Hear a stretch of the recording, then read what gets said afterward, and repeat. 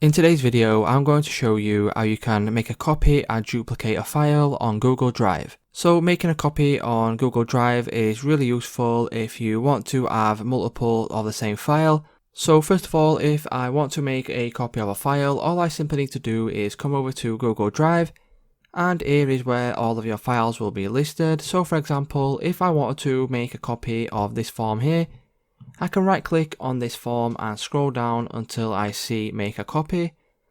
Click on make a copy, and then what that will do is it will duplicate this file and make a copy, and it will usually be called copy of whatever the file is called.